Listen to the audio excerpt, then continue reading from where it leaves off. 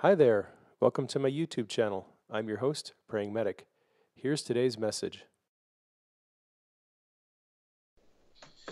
Hey, David. What the heck is going on, mister? What's not going on? Isn't that an easier question? Oh my gosh. Are we ready for Ariel's spraying of Valium yet? Man, people are losing it. People are losing it. They're like begging me to get online on Scope, and I'm like, just let me figure out what's going on first, So, Rex Tillerson had a little speech in the capital of Turkey, Ankara, and said something very interesting.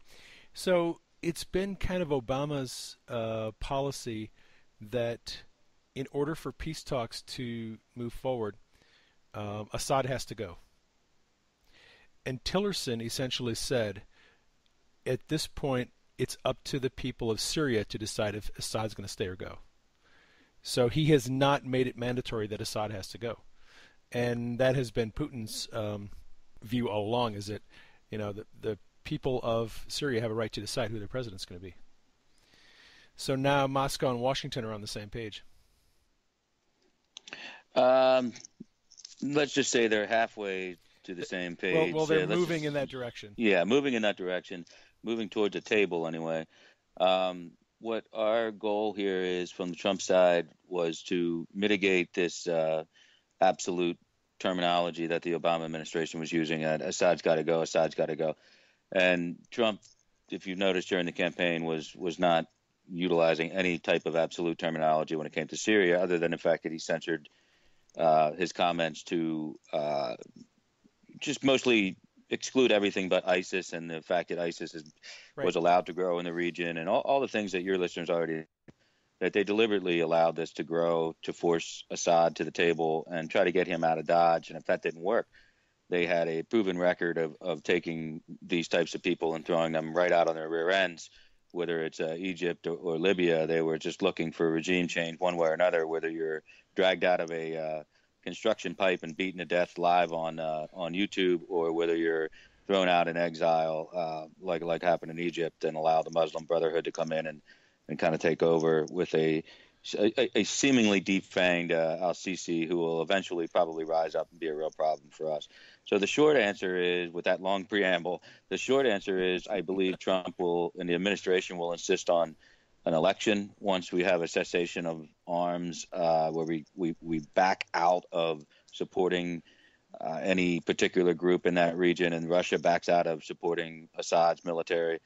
We come to the table and we basically demand a UN monitored election to occur within a set number of months, where the people of Syria can come back and vote, or they are going to be allowed to vote abroad, as traditionally is allowed when refugee status is confirmed for the people of the country. So I wouldn't say Assad is necessarily safe yet. I would say, if nothing else, out of this civil war, there is a potential for a openly reviewed and monitored election cycle to put Assad on a ballot for the first time legitimately.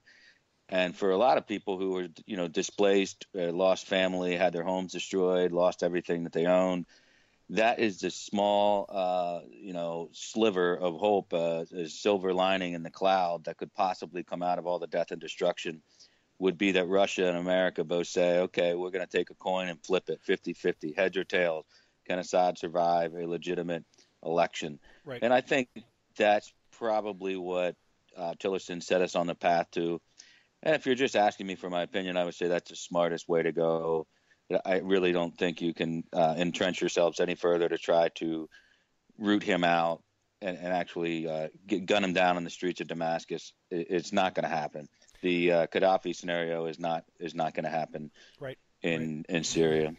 Seems like the best thing to do is focus on, and unify on the one thing that they all agree on, which is getting rid of ISIS. And yeah. This would put them effectively in a chokehold, David, because they would not have a safe ground to turn.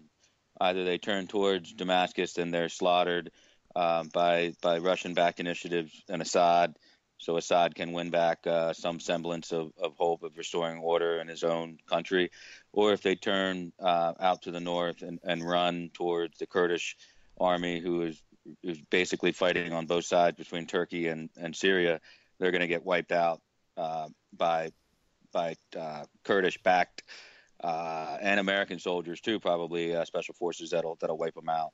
So the ISIS concern in the region is still there.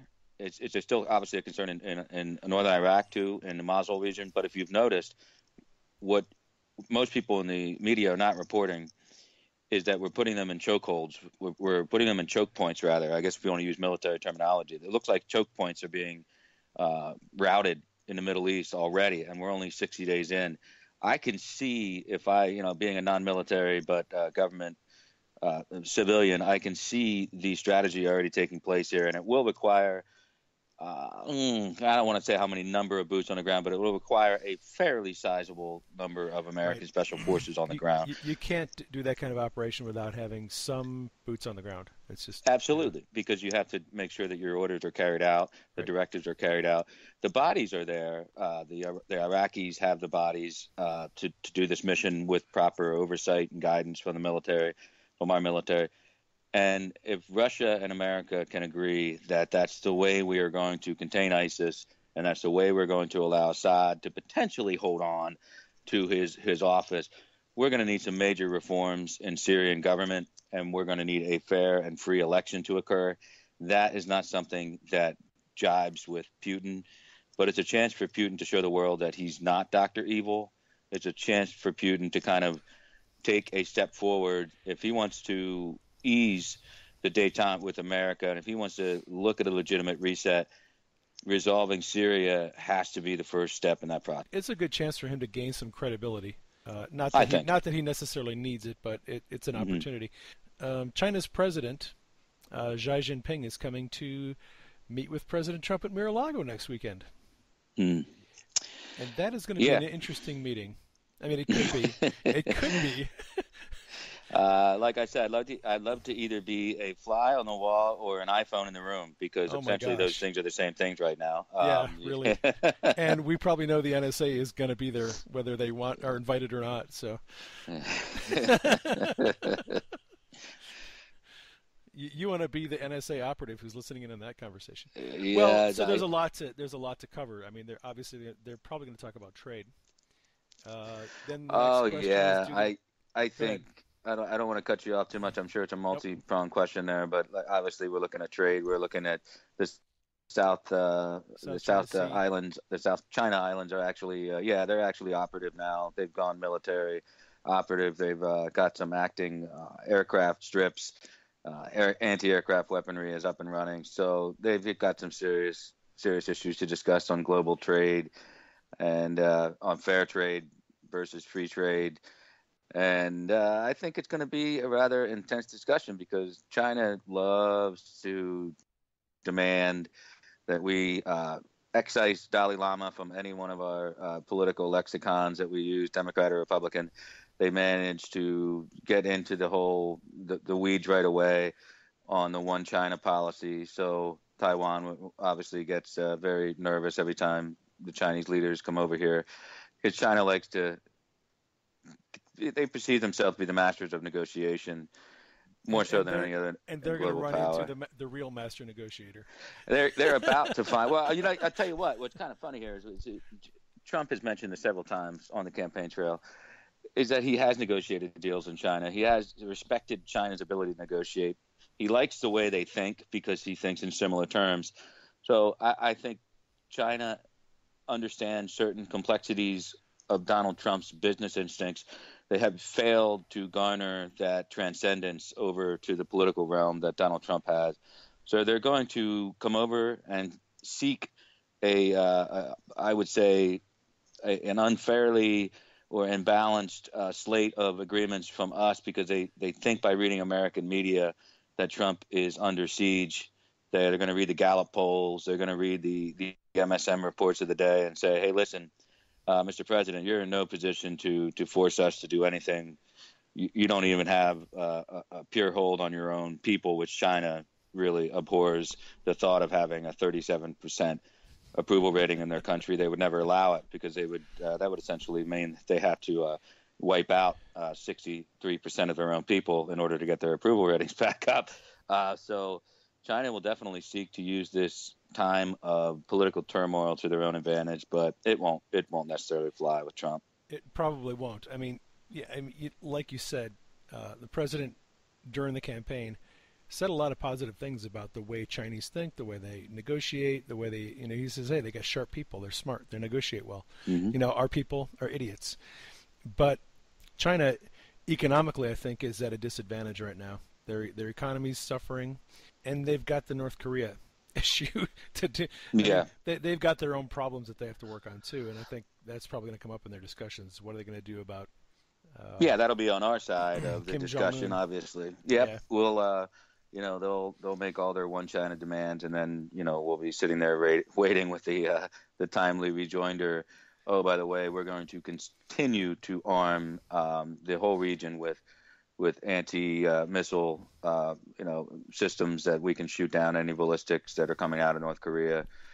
And then we'll stress that our South Korean contingent of roughly 25,000 boots on the ground is not going anywhere, and that we will militarize absolutely to our capacity to make sure that there's no first strike capability, disaster consequences from Kim Jong-un, who appears to be deeply, deeply rattled and unstable. And I wish John McCain, in his infinite military wisdom, would cease to try to affect United States military doctrine by going off the reservation and just flat out calling Kim Jong-un a fat, crazy, whatever. That's, well, it may be true. I mean, we don't need our crazy, exactly. We don't need our crazy, senile, off the reservation senator who's an embarrassment to us and our country, and then have him be the symbol in Korea to rally against in America. So it would be helpful, Senator McCain, if you would keep your rusty old pie trap shut and let the president lead. Because if I recall, working on your campaign in 2008, we got our heinies handed to us. So America already put out their opinion on you running the country, and that didn't go very well for you. So don't try to do it now as a beleaguered senator. And by the way, for my listeners who are not familiar with Adam's history, he has been in politics for the better part of 20 years, has worked on the 2012, the 2008 presidential campaigns. You've worked in Pennsylvania state legislature, so he's spent a lot of time in the political spectrum, knows a lot of people, has actually written legislation for the Pennsylvania House. Yep. And so he does a lot on Periscope. He does political Periscopes. And I've been following him for quite a while, and I love his insights. And I just have to say this, Adam. I'm tired of getting beat up as one of the Arizona people who helped put McCain back in Congress. However, people have to understand this. George Soros threw a ton of money against McCain's Republican opponent in the primary. And essentially, they had no chance. There were a lot of people who did not want McCain to go back to Washington. And Soros got his way, and then in the general, he had a very liberal Democrat going up against McCain. And I don't know if it's better that we would have got the liberal Democrat, because that would have caused some problems. But I just have to throw that disclaimer out there. It's not that people in Arizona are a bunch of idiots. We didn't have much of a choice this time around, unfortunately. Well, and that's one of the unreported stories of the day. Is it's not only was Soros's money limited to that race, it was also Sheriff Joe, who was unceremoniously cast out, literally by the dollar signs that were put behind his opponent out there. Maricopa County, if I'm correct. Maricopa County, so, Sheriff Joe Arpaio. And then all the other district attorneys that didn't follow the Soros doctrine out there on immigration. And we now have a sheriff here in Maricopa County who is openly defying the Justice Department and President Trump and their insistence that there be no more catch and release. There was a report in one of the Phoenix newspapers a couple weeks ago that our new sheriff is releasing around 400 illegal alien people who have been arrested and brought into jail for processing. He's taking them out and letting them go, catch and release. They're Hmm. not being turned over to ICE.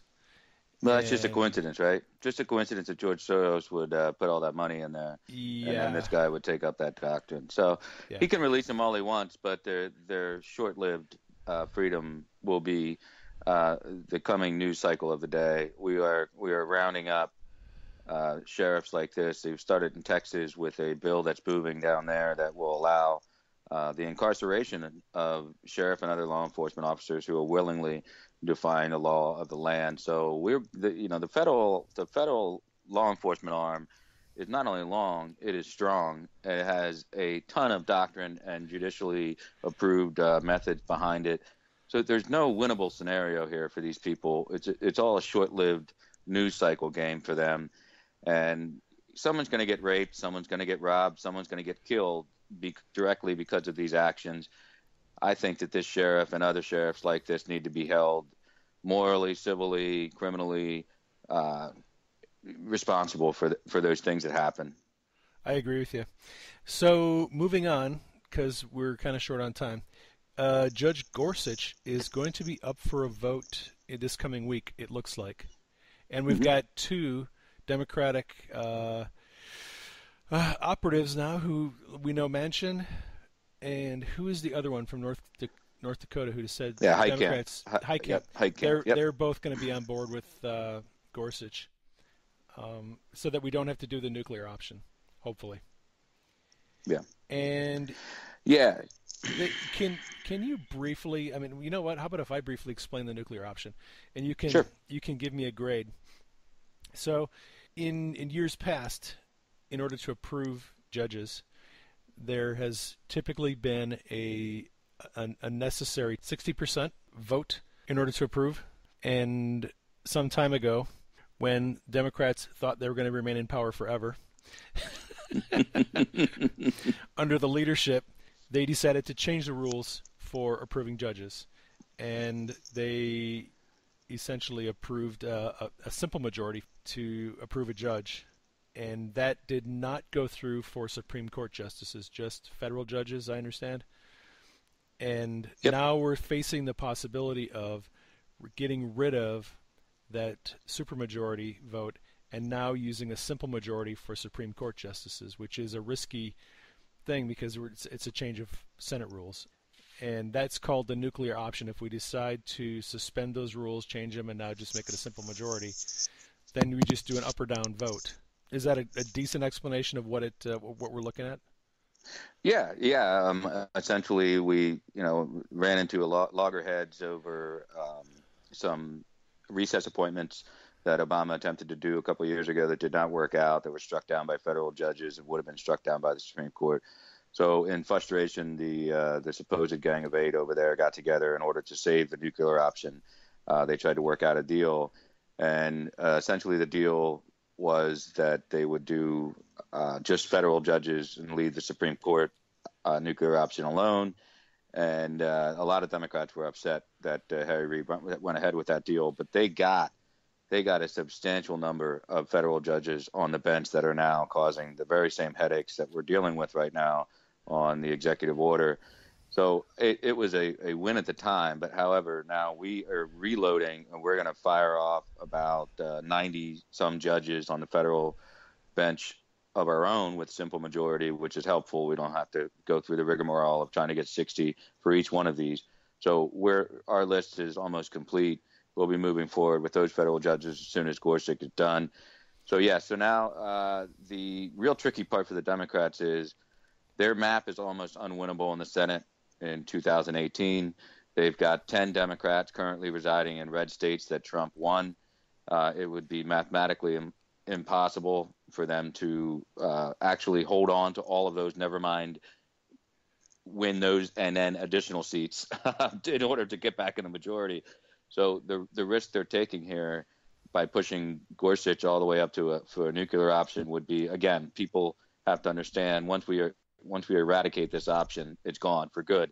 So if you look at Neil Gorsuch, he appears to be what he really is, and that is a great judge and an easy pick And if Sotomayor and Kagan got a simple up or down vote, how the heck can you justify attempting to filibuster Neil Gorsuch? So it won't go over well with the public if they do this. And the Democrats will probably pick off a couple of more, David. I believe Tester is up in Montana. He's absolutely would be a dead duck, a walking dead candidate if he were to go against Gorsuch. My Senator Bob Casey, has already said that he's willing to vote no on Gorsuch. That is going to put him in a really rough spot. Florida, you have Nelson, who could be going up against Governor Rick Scott, and that would be a very, very close election. And Kane in Virginia, if he gets a good candidate against him, standing against Gorsuch will be a very bad move for them. So I think it's hilarious. If they do it, we can put up anyone we want next time, David. I mean, we could put up anybody, as I like to say. We could either we could resurrect Scalia and get yeah, him exactly. voted I've often said that. Yeah, exactly. You could do whatever you want, and so the Democrats would be in a lose-lose position here. The public opinion on Neil Gorsuch is high. There's really no decision to rally around against him. So I think what happens at the end of the day is Chuck Schumer attempts to hold the ground to appease his base and his supporters and all the Planned Parenthood people. And at the end, I think he gets up to about 6 or 7 Democrats that are willing to vote against the filibuster. And then he just lets it go and said, okay, I lost my fight to keep my caucus together. And that's politics. It's the theater that occurs He has to put on the show. Behind the scenes. Yeah, putting on the show right now. I don't want our Republican listeners to get too excited about, hitting the nuke button and having Pryor be the next guy up out of Alabama and really changing the bench for to the right. So we should be skeptical of Schumer's promises on this and watch it go down to the last minute next week, looking at Monday or Tuesday, and then on the cloture vote. And then on April 7th, the vote will be held to confirm Gorsuch. Of course, it will pass at that point, probably with 63, 64 votes. Yes. Right. Cool. So people do not need to worry about Neil Gorsuch being the next Supreme Court justice. Got a question for you on Trey Gowdy. Now, a lot of our friends are really like Trey Gowdy, like what he's doing. He showed some teeth in the Benghazi hearings. The problem, as you've pointed out on the Periscopes with Trey Gowdy, is nothing came out of Benghazi. There was a lot of questions, a lot of people were interrogated, but nothing happened. There was no prosecution. There wasn't any real justice handed out. And I know that you've expressed some frustration both towards Trey and toward Jason Chaffetz. Nothing really came of it.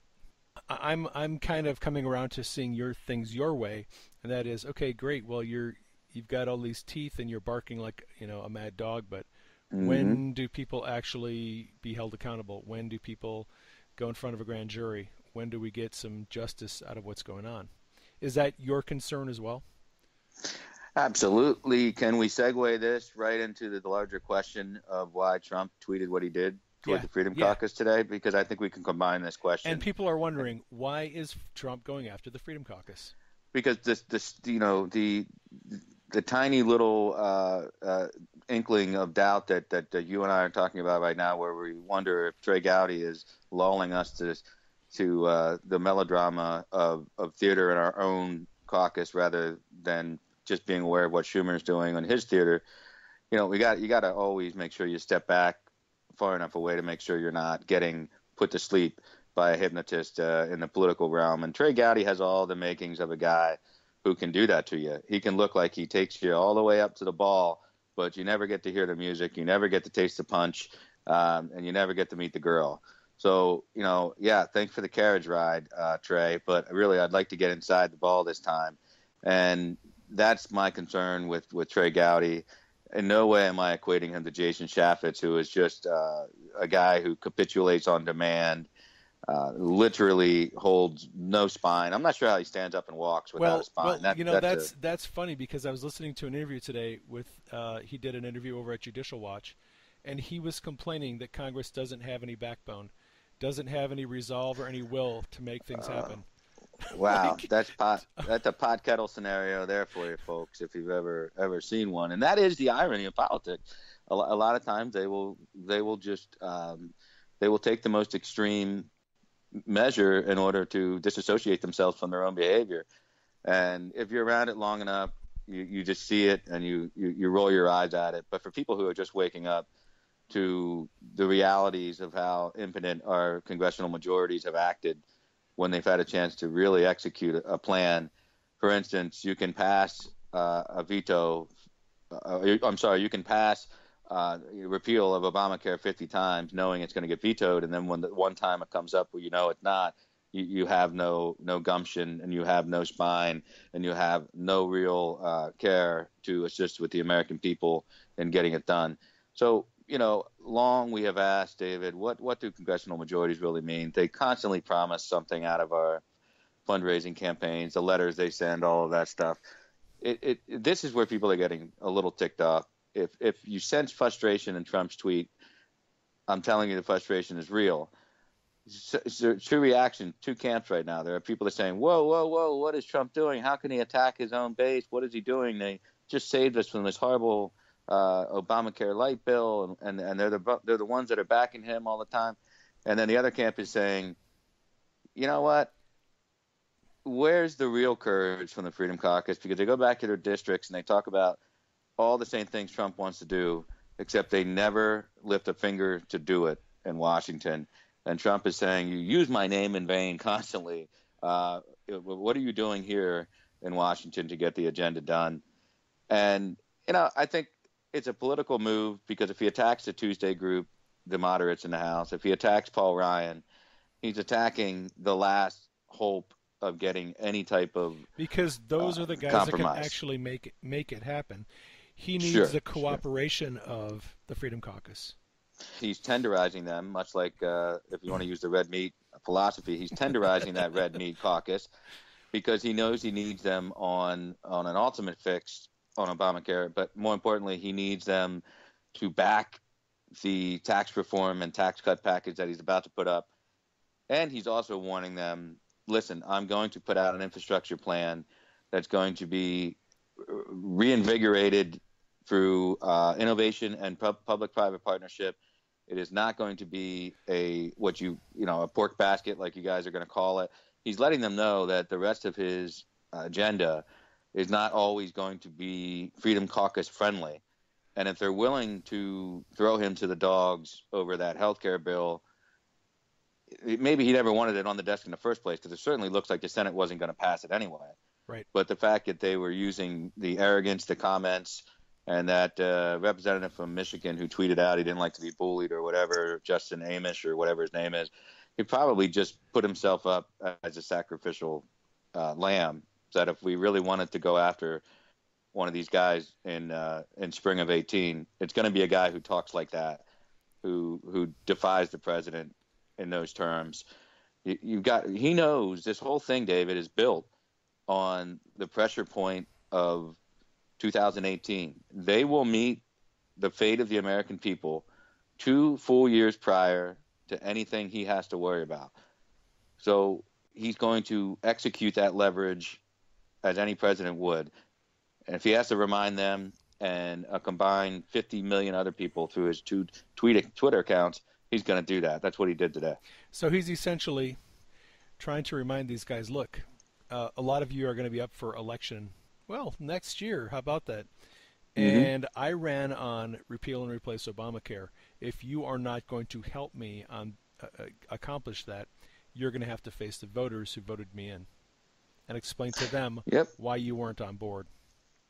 Yep. And I want to be very clear about this. In no way is that an excuse or in any way a call for the reclamation project of what that bill was, that Ryan Care bill. No, yeah. We don't want that. We all agree we don't want that. For all we know, Trump didn't want it either, although this is something that was a campaign pledge. It is something we need to fix. I've said it before on the radio. I'll say it again here for your podcast. It will not, when Obamacare fails, David, it will not be a controlled demolition. It will not fall equally and evenly throughout the United States of America and harm the Democrats exclusively. It won't work that way. It'll go down in the states where Medicaid has been expanded by virtue of simply having a Democrat governor, even if you have Republican majorities in the House and the Senate. So we will potentially lose Republican congressmen who voted no on Obamacare because we didn't do anything to address it, and people are going to have sky-high premiums. God forbid they have to worry about the deductible if they get sick. It'll wipe out small businesses. It's only going to get worse. The carriers are pulling out. No, we don't want Ryan Care. No, we don't want Obamacare Light. But this fantasy world that people are living in, that Obamacare will be hung around the Democrats and they alone will suffer the losses in 2018, is a fallacy. And I feel at times I'm whispering into the wind, screaming into the hurricane, and no one's hearing, no one's listening. But no media reports, conservative or otherwise, are reporting on this, David. That's my concern. That's why I want to talk with people like you. That's why I want to talk to people like Bill Mitchell. Get it out to your base, your listeners, that Obamacare failing is actually going to take out as many Republicans, if not more, simply by virtue of being in the majority. Right. Obamacare failing isn't just going to hurt Democrats. I mean, although the Democrats put it out there, the Republicans are responsible for fixing it. And if Republicans fail to dodge this bullet and to come up with something better, Republicans are going to have a lot of egg in their face. Yeah, you're right. You're right, David, because you either govern or you don't. And there's been a lot of talk about governing lately. Yeah. So just to put an exclamation point on this part of the conversation, there is no division, there is no wedge between the Freedom Caucus and Trump. It was merely a public reminder. This is the way Trump negotiates. The people closest to you on your side of the table, when they disagree with you in a negotiation with the opposing party, openly in a negotiation, it's his moment. Where, if you recall the Godfather scene, where Sonny speaks out of line in a meeting, the first thing the Don does is turn to him and say, Vito says, don't ever say what you're thinking outside the family again. And the Freedom Caucus just got a little too big for their own britches. They were leaking conversations that were from the private caucus meeting between Steve Bannon and Trump. And there's a time for Trump to just reach out and have that moment with them and say, don't ever say what you're thinking outside the family again. And we'll see how they react to it. Right. So what is going on with, just, short synopsis, with the healthcare reform right now? There's been some discussion that Trump wants to go back and let's revisit this. There's been some talk in Congress. Is there anything happening right now, or is that going to be tabled until after they do the budget? When you get down to it in Congress, when you're only legitimately 10 or 15 votes away from passing something as enormous as potentially saving almost $1 trillion over the life of one span of a bill, you're always going to be tempted to go back and try to switch some wires and see if you can't make a connection to make it work. I think the political play now has to be, you start the drumbeat, you allow Rand Paul, you allow Ted Cruz, you allow Jim Jordan, you allow Mark Meadows, all the conservatives in both chambers to really strongly beat the drum on a total repeal and work your way back up. Your observation was that this should be started in the Senate anyway. Well, yeah, the legislation is going to have to come out of the House no matter what, but the Senate just dilly-dallies. And the Senate needs to help the House come up with something that they can pass. They not only help, I think that they need to take ownership of the fact that it's their silly parliamentary rules that they adhere to unnecessarily. If you listen to some scholars, right, and senators like Ted Cruz, they could have Mike Pence come in there and overrule the parliamentarian. We don't need the reconciliation aspects of this. We just need to repeal it and have something that is functional to replace it with, that goes into effect immediately, so that we don't knock off 20 million people off of coverage in one single shot. The question is, if you need to repair a skyscraper, David, are you going to start that repair on the 75th floor, or are you going to get to the base of the building and do what you have to do to repair it, or are you going to knock the damn thing down and build it back up as quickly as you can?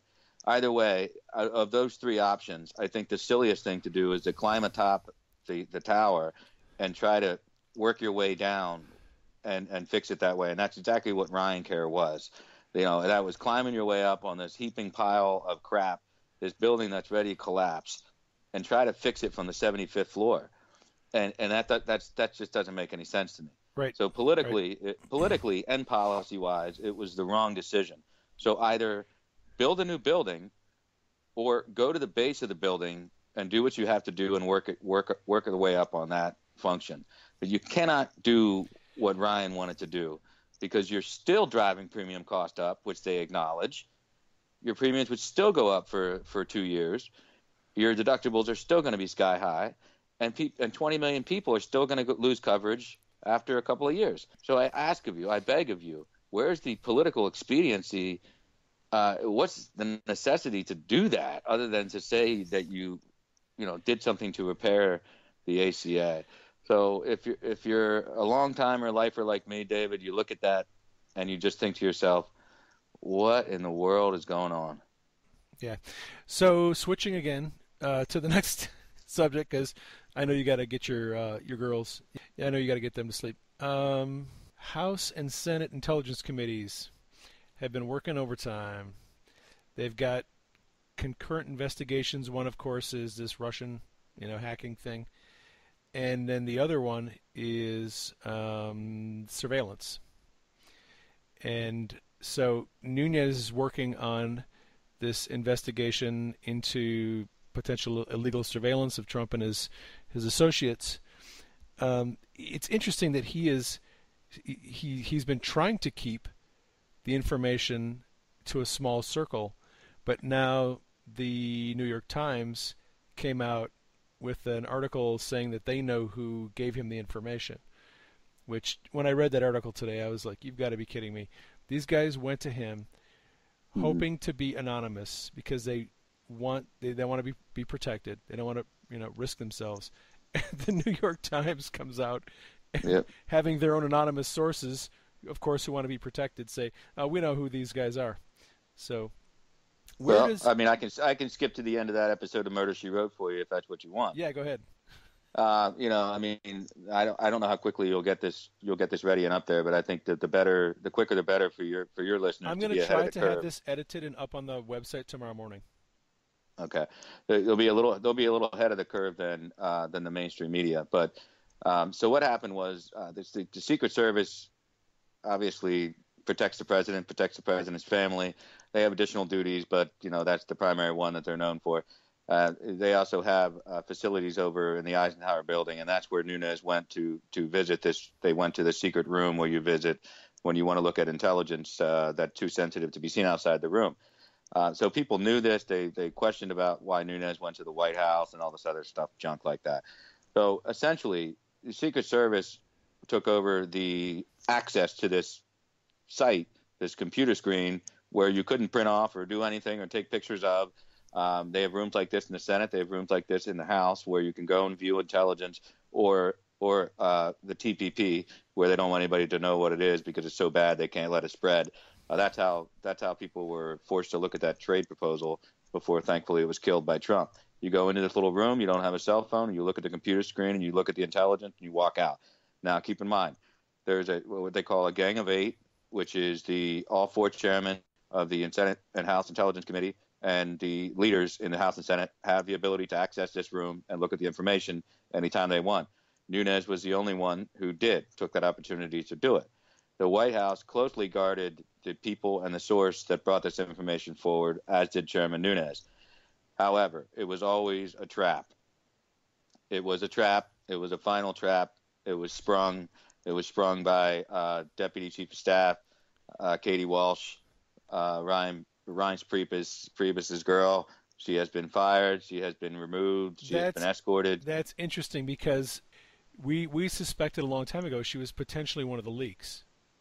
Yes. And now there are conflicting articles saying Some are saying, oh, she's been reassigned to a caucus or a group outside of the White House to help bring together some cohesiveness with respect to health care and all this other. I'm like, no. Hang on. Wait a minute. I'm not buying this.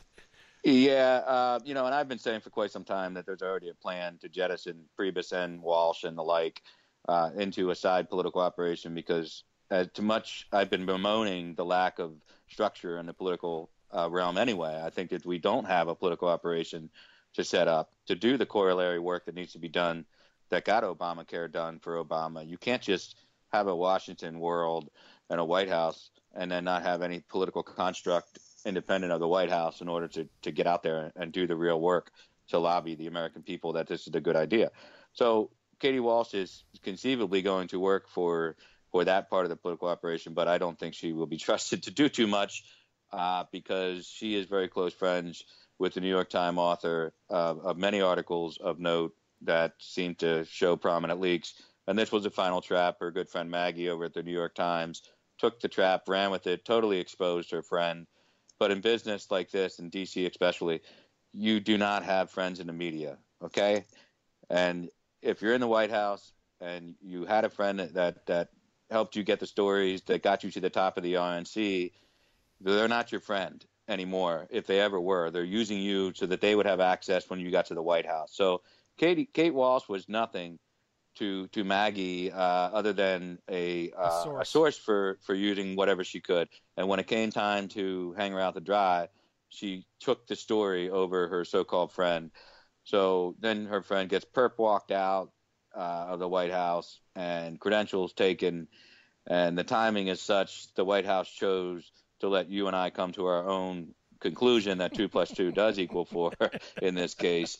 And lo and behold, the two people that came forward with the information are completely qualified and should have the information. And if it's true, and I'm not saying it's true, I haven't confirmed it myself, but if it's true, these two individuals, they are on the National Security Council, right. have every right to have that information. So they're not at risk at all. They're not at risk. Nunes is not at risk. Again, the byproduct here, the fruit of that tree is that we get rid of somebody that we knew was responsible for prior leaks, and now we have one less thing to worry about in the White House.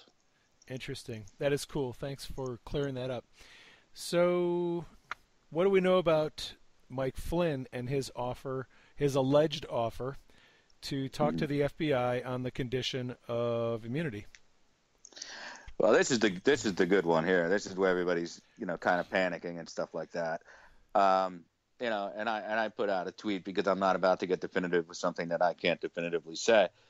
But let's just say with the people that I've spoken to. If you're reading the tea leaves, what are you seeing? Yeah, if you're reading the tea leaves, so to speak, and you have others that you trust inside Washington and out that are reading the same tea leaves with you, you come to certain conclusions by deduction. My tweet simply says, to calm everybody down, or else get them riled up, depending on which side of the fence you're on, is no one asked Mike Flynn. No one asked Mike Flynn to come before either the House or the Senate committee. So if you're Mike Flynn, David, and you have a story to tell. In the same way that no one asked Manafort to come forward and testify. Well, they thought about asking Manafort until they started to find out some information, and then they backed off that like it was a house on fire. So it's kind of funny. It's all self-preservation here for the Democrats. Every rabbit hole they run down just and it's a dead end. And it's the media is obviously complicit to give them cover. But if you take the media out of it and just look at what the Democrats have tried to do, you can see them running into brick walls left and right, and it's kind of hilarious. But if you're Mike Flynn and you want to get your story out there, but no one's asking you to do it, you have your lawyer put out a statement saying, I'll agree to testify before the House or Senate committees provided I have immunity. Well, that's a little bit of blood in the water for the sharks, isn't it? Right. Immunity. Because now you're thinking, immunity from what? Ooh, exactly. If we get him to testify, maybe there's some dirt. So you don't have to, and your listeners don't have to necessarily believe me. You know my success versus failure rate on my deductions on intelligence you're and a other couple things. of notches below Julian Assange.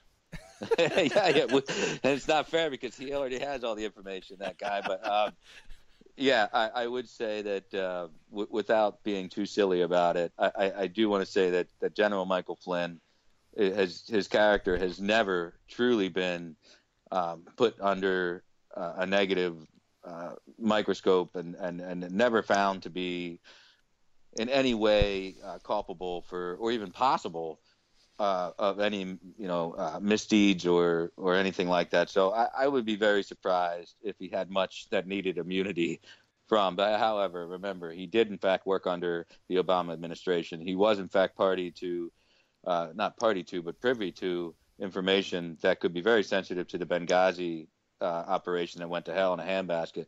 So remember, when you're in front of that committee, they can ask you any question. And I certainly would want immunity too. But isn't it funny to preemptively offer to testify when no one on either side of the aisle has asked you to, and then you put the added little cherry on top saying I need immunity first. I thought it was hilarious. It set Washington abuzz, David. Oh my gosh! Exactly as it was supposed to. Right. But let's all keep some perspective here about that. Right.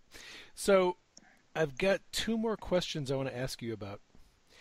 Okay. And have you seen the video that Cernovich did, where he kind of walked people through what he was thinking, what happened in the 60 Minutes interview? It's like an hour and 20 minutes. No, I have not. No. Okay, I watched it last night, and Cernovich is an interesting character for sure, and I Sure. respect him immensely because of what he's doing. And he talked about something last night that I had a dream last night after watching his interview. Mm-hmm. He talked about this constant pressure from his peers and his followers to go to Gab, to go to another platform. Mm-hmm. You know, you're taking all this heat, you're taking all this pressure. Hey, why don't you just go to Gab? Why don't you go to another platform where you're not going to get this heat? And Mike said, look, you don't understand. You guys do not understand strategically what they're trying to do to us.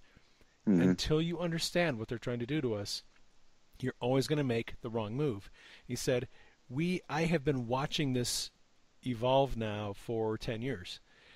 Every platform that we show up on, we get a footprint, we start to make an impact, we get our voice out there, and then they come and attack us.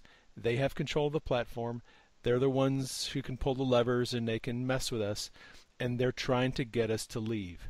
They want us to leave this platform and go to another one. If we go to another platform, they follow us there, and then they put the pressure on us, and then we go to another platform, and they put the pressure on. They want us to continue moving from platform to platform so we never establish a base. And he goes, look, this is my hill, and I'm going to die on this hill. I am not going to another platform. I am staying here. Yeah. I've got my ground. I've got my followers. I have people that are being impacted by what I'm saying. I'm not leaving. I'm not giving in, and they're not going to win this war. And I thought that was really insightful of him to say that. And, you know, for people that are on Periscope, for people that are on YouTube or Facebook, you know, whatever platform you're on, it's easy when the pressure starts to be applied to you to think, you know, screw this, I'm just going to another platform where they're not going to mess with me. And that's kind of been my attitude. Like, I'm very interested in looking at other platforms to see if I can find something where there isn't so much resistance and there isn't so much control and manipulation of algorithms. Mm-hmm. Where do you see yourself go? Well, in the dream last night, so I listened to Cernovich. In the dream, I saw scenes very similar to what I've seen in the past, which is people like you and I and Cernovich and, you know, relatively unknown people taking a stand, creating new news, new media, standing up against the establishment and just hammering the establishment with news and opinion and commentary that cannot be argued against, that is very solid, that is factual, and that people really want. Where do you see yourself? You mentioned you've got Wick Media Productions, you've got your website, you're looking at potentially buying some cameras or some lights and some microphones and setting up a little bit of an office there to do that. What is your vision for the future? Where do you see yourself going? What are you trying to accomplish right now? Well, I mean, that's a pretty global question there. Let's start with the Cernovich dimension to that question, and let's just say that I, like you, found Cernovich prior to the election, and he was leading these organic charges of hashtag manipulation that was driving Jack Dorsey crazy, and it was driving media, and they were trying to. That's when the beginning of the throttling algorithm started to come into play. They were attempting to leave people like Cernovich alone ostensibly, but then they wanted to undercut his availability of his information to followers. So they started to essentially come up underneath him. Instead of knocking Hal Cernovich down, they started digging underneath the ground and trying to dig away the soil and erode his influence from underneath. And he's right about this, because then after the election, his influence, of course, was diminished as you would expect, as people are not breathlessly waiting the next, hashtag or something like that. And that's where the movement started to shift towards the analysis and the agenda operations of the Trump, what he wanted of the Trump administration. And that's where we kind of split a little bit. And then certain people in Cernovich's circle broke off, and there was a little bit of hay made over, the 1488s and the white supremacy, white nationalist side of it. And he purged himself successfully of that. And then some of those people were eventually awakened to a reality that Cernovich and Jeff Gisa and certain guys in that movement were right, and they came back home. But we left the Richard Spencers and the people who have real issues with Jewish people and have white nationalist issues. Those people are still out in the forest where we want them. And not, you don't no one's really hearing from them anymore. They're not even we've successfully purged them, and there was a couple of strokes of genius there by people like Bill Mitchell and Mike Cernovich to do that. The way Bill handled it was great with Richard Spencer and the white supremacists. And I love the fact that Baked Alaska and Cernovich got kissed and made up, and they're kind of back together again. And and Baked saw the light. Not to speak for Baked Alaska, but for your listeners who kind of remember, the last thing about Baked was the awful things he was saying about Mike. I think that he was, he and some of the people that he is close to woke up to the reality of, oh, I'm kind of trapped now in the pen with all the people that have really dirty opinions and really things I don't want to be a part of, and there's no future in that. And platforms that don't accept that type of speech about 1488 or white supremacy or like that's when you go to Gab. If you want to read really bizarre things, Gab is the place where you can say whatever you want to say. My activity on Gab is limited to a profile, mainly because I've always said it was a nuclear bunker, that if Twitter did decide to eradicate guys like me all at once, that we would at least have a launching pad of which to decide where we were going to go from there. Right. And at the current stage, not to be too flippant about it, but Mike Cernovich could not do what he does without having a little Patrick Bateman in him. And I'm not going to say who Patrick Bateman is. Most people would do a little Google and they'll find out who I'm talking about. Definitely a theatrical figure from cinema. He's got an ego that is required to do what he does. And that turns some people off, and it also brings some people to the table. I, of course, don't have the same bravado or machismo or hyper alpha status that a Mike Cernovich has, simply because in my world, you don't make it long with that type of attitude in government and politics and policymaking and any operations, really. So what I do is I'm kind of caught out in the moment, David, a lot like you and I have talked about personally in the past. We've been almost I don't want to get too strong here with the word, but I can't find any other way to say it. We've been almost divinely pushed into this period of time where we're not quite sure what we are hoping to accomplish tomorrow. We're kind of too busy figuring out how to get through today and help others get through today. And every day I plan for tomorrow. Tomorrow turns into another today like today, where things just keep coming down the line for you. And we have certain people that look to us for information, David. And I know that you feel responsibility. I feel responsibility.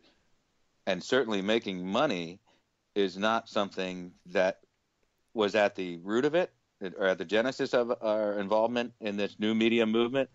And it's not something that you or I have once ever talked about in all of our conversations. We simply just want to get our message to the people that want to hear it. And does that take some money? Yes, it does take your money to get your message out. But making a profit off of it has never entered my mind, and in my conversations with you, or your mind, and Bill Mitchell, who left his job as a successful corporate headhunter to take up a radio show, essentially barely making it by on donations to get, and now we're reaching hundreds of thousands of people a week on that radio show. There seems to be an element of in the moment.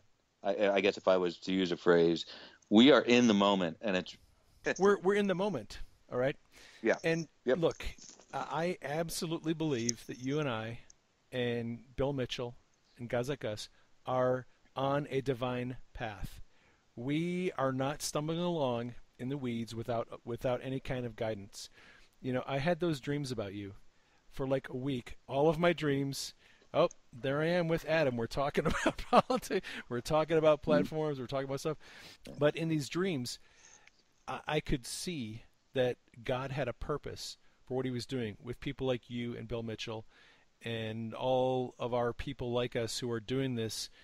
You know, we're on Periscope. We're not even sure why we're doing it. Just like, you know, I'm bored and I want to talk about politics with my friends and people who understand me. I'm doing it because I feel this need and this responsibility to help people understand what's really going on.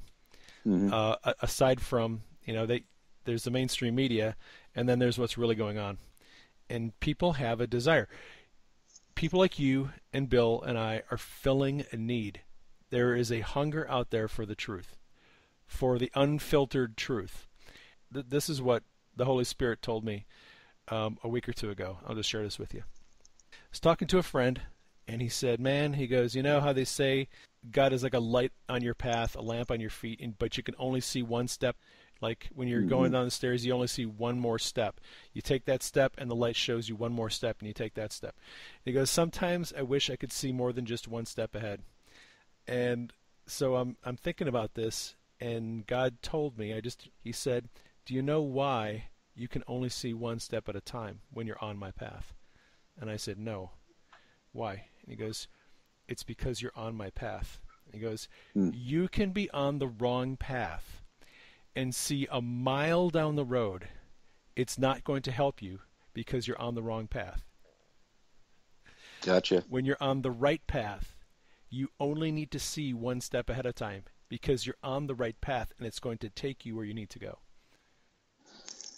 Wow, that's not only religiously appropriate, so to speak, but it's also, there's an element of philosophy there too. So even for those people who don't identify or were raised in religion as I was, or maybe you were, or have that faith, even people who can only see it from a philosophical standpoint, it still makes sense, and that's the beauty of it. If you're on that wrong path, even if you're a Buddhist, you would see that you could be on the wrong path and see a mile ahead of you. And if you're not, you can only see one step ahead of you. So it's transcendent. That message is transcendent to beyond just those of us who do see it as faith-born knowledge. And I see a lot of that in Bill Mitchell, when Bill is like, I just know it. I just know that I know that Trump is going to be right. And I see a lot of that in Trump. I see that Trump, he is playing a long game. He doesn't understand from the cosmic perspective, from maybe a divine perspective, doesn't necessarily know what's coming down the road. He doesn't know what the media is going to break next Tuesday on him. He doesn't know what is going to come out of the meeting he has with China, at Mar-a-Lago next weekend. Doesn't necessarily know that, but each day he wakes up, he's looking at the news, he's looking at Twitter, he's looking at what's going on, and he's analyzing today. Okay, today this is what's happening. This is what I'm going to be tweeting about. This is where I need to be going next. And he's, consulting Bannon and the people around him. But I think he's exceptionally good at following where that light is leading him. He's really good at taking that next step and being bold and not second guessing himself because he knows he's on the right path. Well, David, let's look at it this way. One, you're absolutely right. Knowing what I do and having learned what I did about him during the campaign, he has immense conviction in his own beliefs. He has self-confidence. He has the assuredness that he's going to make the right decision. He's also, to use this phrase again, he's very in the moment. He's a very in the moment guy. He knows that he can spend all of his time looking to see what's going to happen next Tuesday, like you said, but he knows that he's not going to be right, because none of us can tell what's going to happen. Until you're in the room, Tuesday. You don't know what's going to happen. Exactly. So he's in the moment, and he's unbelievably good at listening to the voice in his head. And there's a lot of us out there who are quickly becoming encouraged that that voice is not merely his own voice of experience in his own conscience. I believe it's, he's got some divine providence pushing him into his decision to run, some divine providence that got him over every possible obstacle that could have been thrown in front of him to win this election. Why would that same guidance disappear when he gets into office? It wouldn't make any sense. It wouldn't. So for any of us, any faith-bearing people at all, knows that the best instrument God could ever use in the White House would be one free of all the earthly political entanglements that you would typically need to get to the White House. Right. And that's what keeps people entrenched in Beltway politics. And Trump kind of jumped into it rather than, coming up through it. And that leaves him less prone to all the machinations that make politicians so drib and drab and run-of-the-mill cookie-cutter stuff that really hurt America since Reagan took office. So I think you're absolutely right. I feel very similar to you. There's the chances of you and I, who have very little in common, we're completely on opposite sides of the country, no joined professional history whatsoever, no business becoming colleagues of sorts who now speak to each other in this fashion and agree that we both met for a reason, or that we're both doing what we're doing for a reason. I don't want to sound too hokey about this, but people should just, kind of sometimes roll with the tide and let the tide take care of you. And yeah. that's kind of where I'm at right now. And I feel that every day that it's tough on me to do this, it's tough on my family financially, it's tough on me because I've been the six-figure government executive. I've driven the big Mercedes. I've had that life for a while.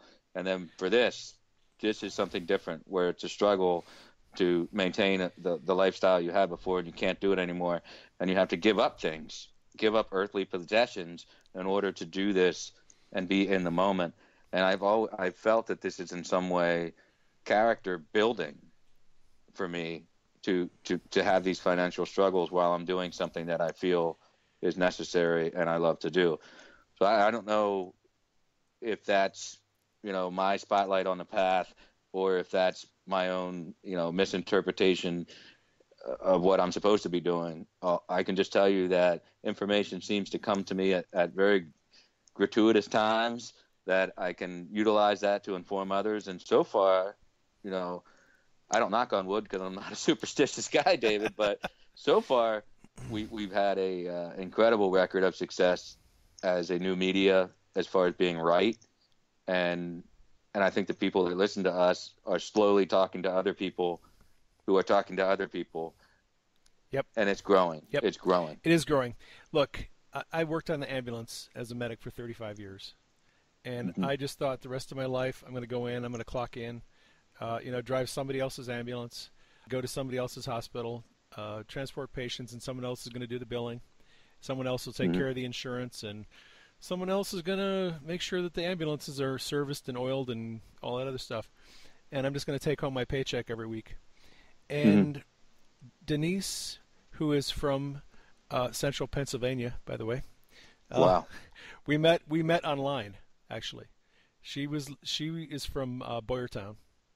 Okay. And I was living in Washington State at the time.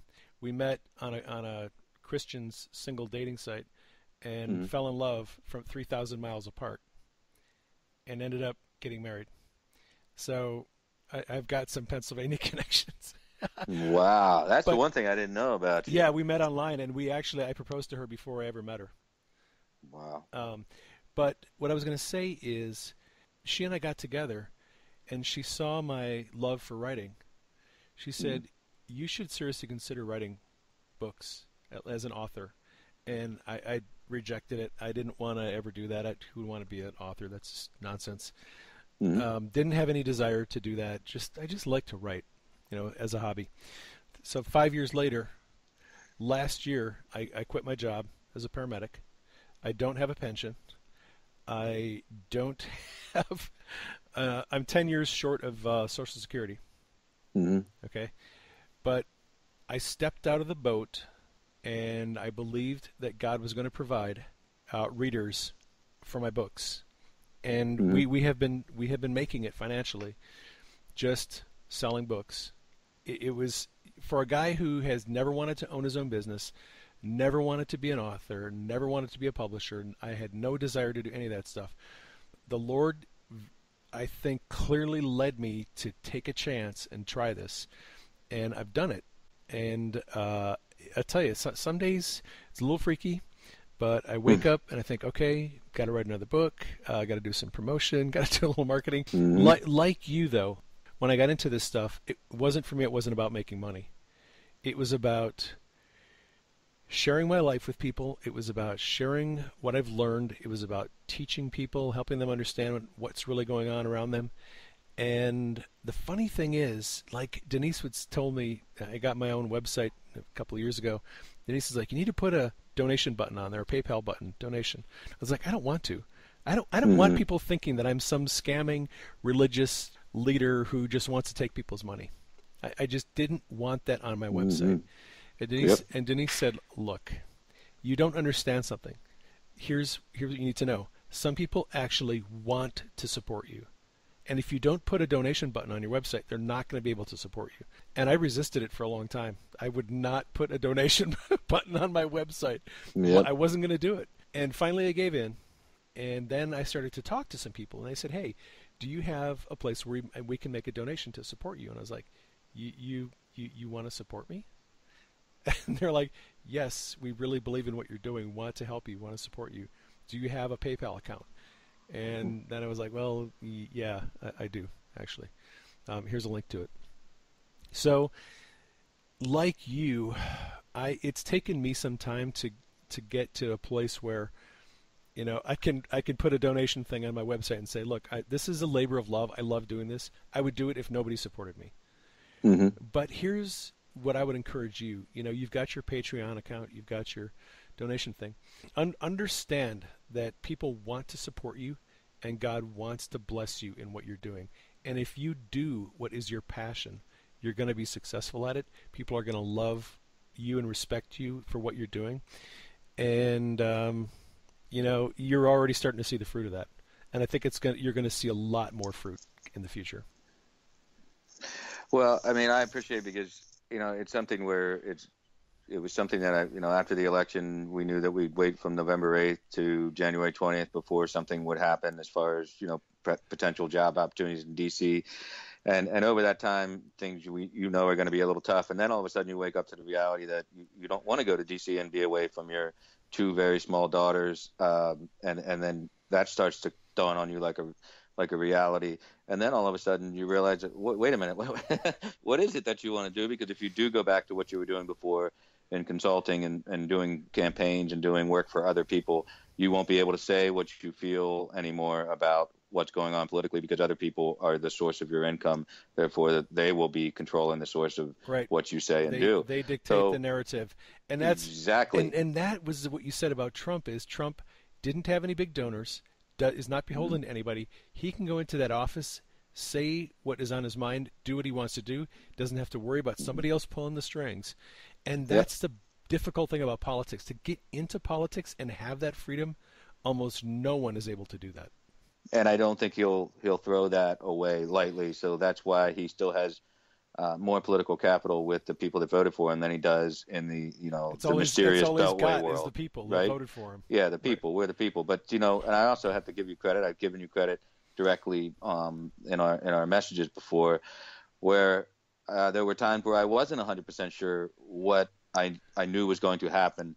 And I was a little hesitant to put myself too far out there because I didn't want to be another one of these weatherman media guys who just says something's going to happen and it doesn't happen. And then I remember it was when the deep state type of terminology in the war started to bubble to the surface. And Bill Mitchell made a call and just said, "Hey, I need you to come on for the second night in a row because this got such big views. I would like you to come on and talk more about it." And I think I got a direct message from you that day about something that you had a dream about, and it gave me the courage to talk a little bit more about what I saw happening in my own mind through deduction about what was going to happen with some of the intelligence stuff. And therefore, because of your influence directly, I went and gave some pretty intense dialogue with Bill back and forth about this, and ended up predicting that the deep state itself would turn to Julian Assange and WikiLeaks as the ultimate clearinghouse, and he would receive all of the information that could be mutually assured destruction for both sides. And then, about 16 days later or less than is when Vault 7 was announced, and that was essentially what had happened. And that's when you have to have faith in yourself. But there are some of us who are always going to require faith from others in order to fully actualize the faith in ourselves. So no man is an island in this business. So I needed that push, that shove from you, which pushed Bill Mitchell's show into a new level. Our viewers went up. My appearances are getting more views now. And now Donald Trump is taking the extraordinary step of retweeting Bill Mitchell, which is rarely ever retweets anyone. Retweets anybody. Yeah, exactly. So, it's all happening. And Bill had Sebastian Gorka on the show today. Yeah, that was a great interview. It's all happening, and it's happening incrementally. It's happening as it should, not all at one time. But if you don't have faith in the people that have faith in you, you can't have faith in yourself.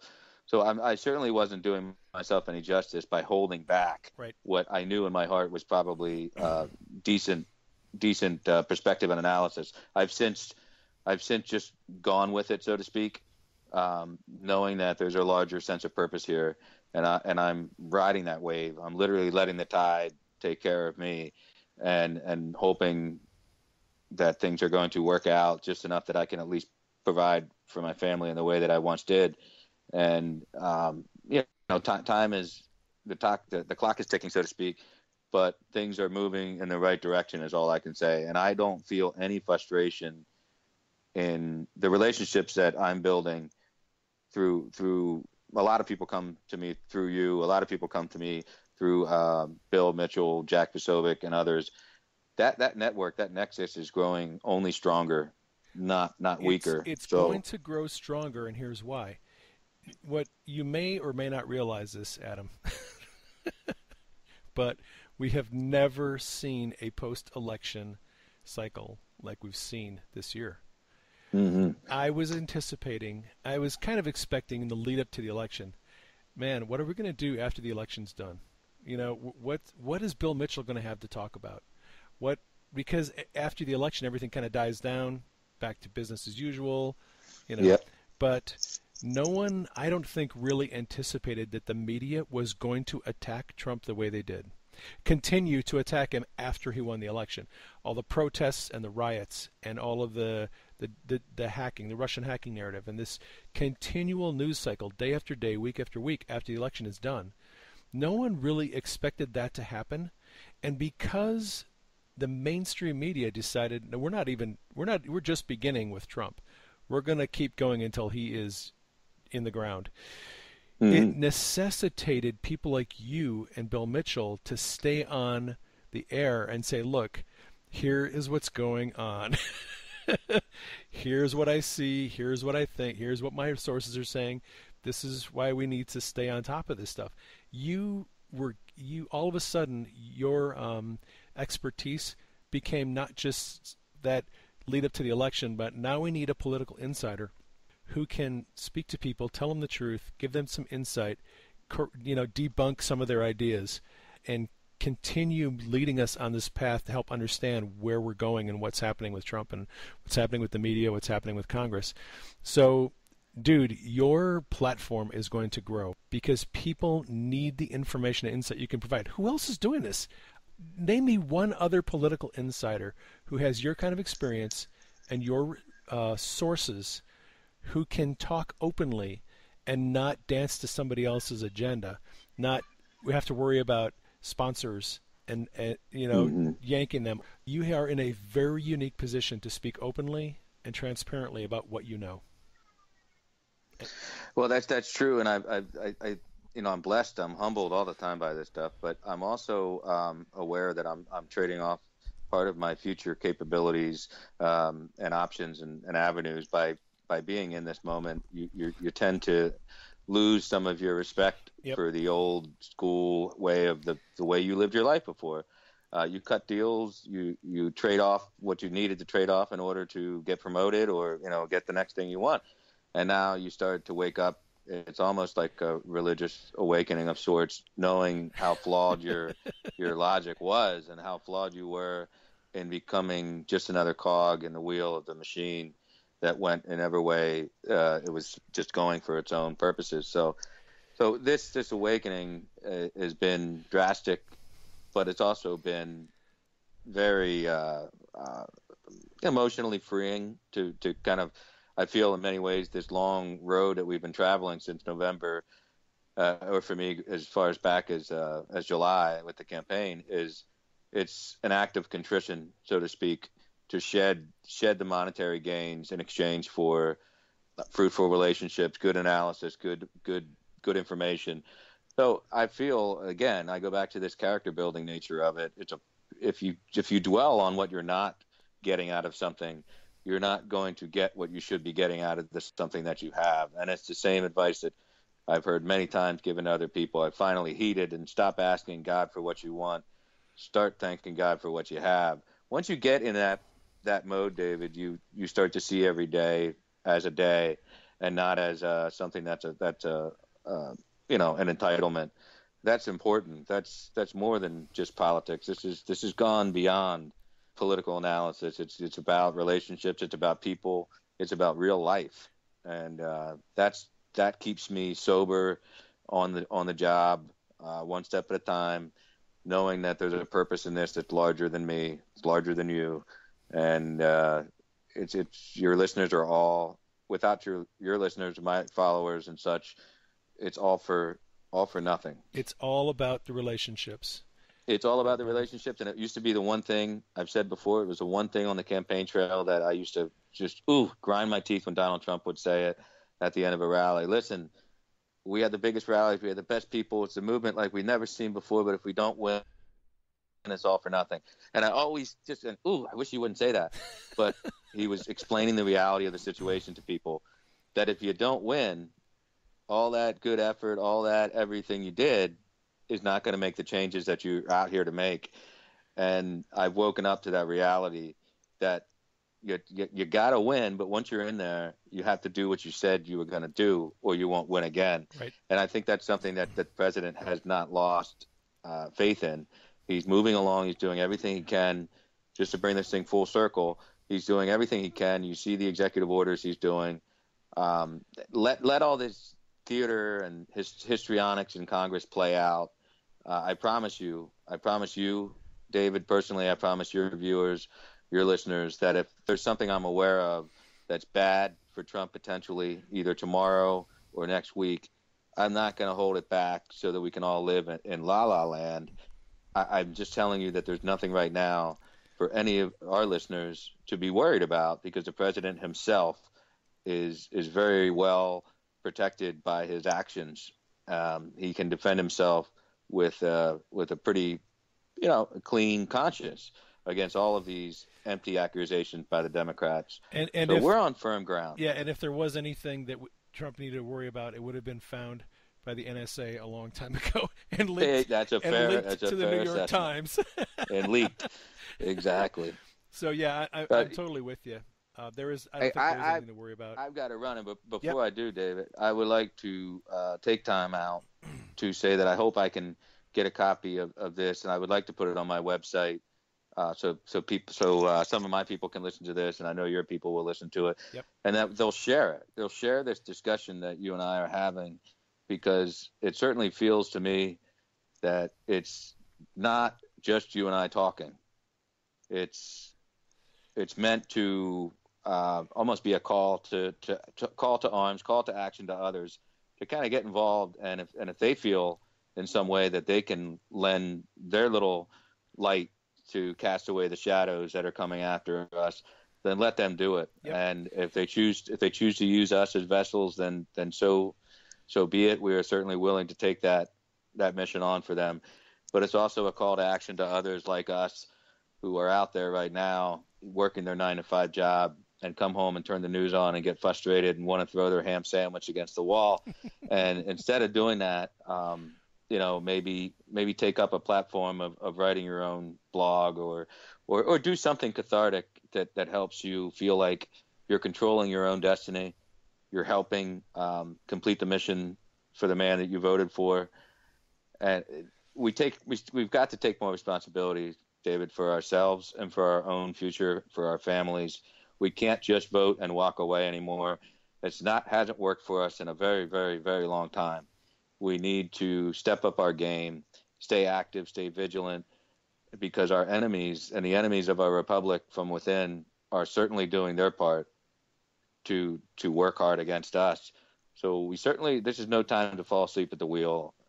So I'm sorry for all the hyperbole and platitude, but that's really a statement that I wanted to impart by coming on with you, and that we can marry religious purpose with political purpose now. Yep. And not feel like hypocrites. That's a big thing for us. I totally agree with you. And to your point, where we can't just vote and walk away, all that's required for evil to succeed is for good men to do nothing.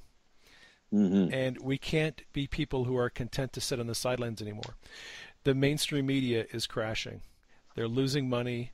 They're going out of business. If I'm sure of anything over the next 2 years, number one, President Trump's going to be elected. Number two, the mainstream media is going down. Part of what's going to take the mainstream media down is people like you and I and other average people getting on YouTube, getting our blogs set up, getting our websites going, and speaking truth and sharing, even if you only have a small audience of 10 people. You need to get out there and get your message out, because it's relevant and people need to hear it. Adam, people can find you on a couple of different places. You're really big on Twitter and Periscope. Dixie Cup Nation, at Dixie Cup Nation.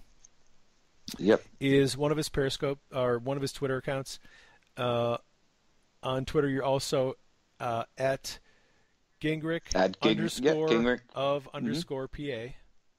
Yep, that's spelled like Newt Gingrich, Gingrich _of _PA as in Pennsylvania, and that's also my Periscope account too. I want your listeners to be aware that they're not going to make it easy for you to find me. You actually have to type in the exact, or you can just type in Dixie or follow Cup or friends something.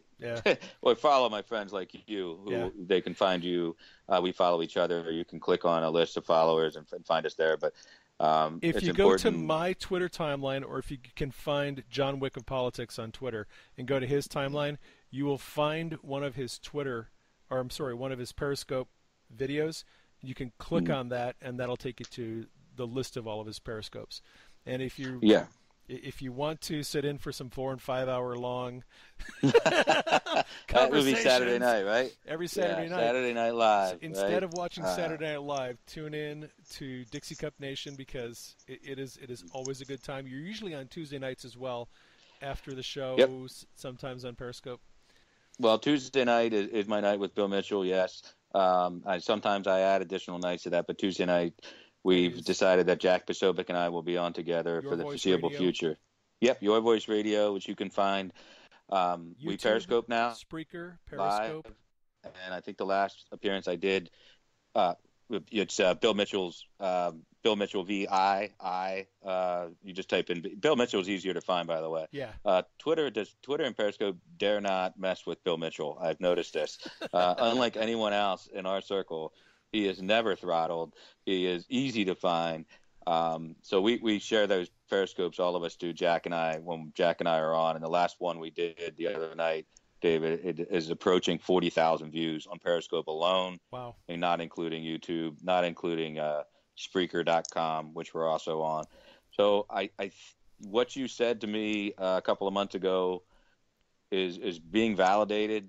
I think, particularly with my connection through Bill, that platform is growing, and a lot of people are surprised because they really thought Bill would die off, and that's the opposite is happening. I know he's in talks with people for greater syndication. So I certainly don't see him leaving me behind as he grows. So you're kind of an integral part of the platform. I'm committed to him. I'm committed to him, and I think he's committed to me.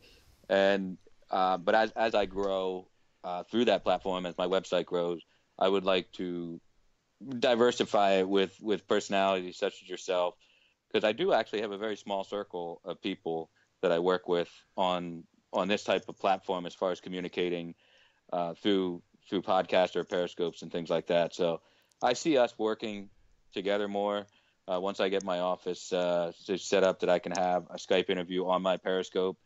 I see myself bringing you on as one of those first people so that other people can see and get to know you the way that your listeners through your Facebook Live and your YouTube and what you've done. So I see us as this is the first of many conversations in this type of form. Absolutely. I was hoping to have you on for 3 hours today, but it's always better to do like an hour and a half the first one, and then we can do another interview down the road, because this is a continually changing thing. Every month or so, there's going to be completely new narratives, new findings, new things going on. So it's not like we're going to run out of things to talk about. No, I think we hit overarching themes about how we got to where we are, but we also hit some of these prescient news points that people are going to want to hear about tomorrow morning when you post this, because they just don't trust the media, like you said. So I think we did a little bit of both sides of the coin here. Yep. So I'm happy. I like it. All right, man. I'm going to let you go. Thanks for your time. Give your daughters hugs for us, and I will catch you on the Periscope on Saturday. Thanks for dropping by. I hope you enjoyed today's message. You might consider sharing it with your friends. You can do that through the links provided below the video. If you have questions or comments, my email address is admin@prayingmedic.com. If you haven't visited my website, I have a lot of articles and videos there that you might want to check out. It's www.prayingmedic.com. You can also connect with me on Facebook and Twitter. Thanks for dropping by, and I hope you'll consider subscribing to my channel.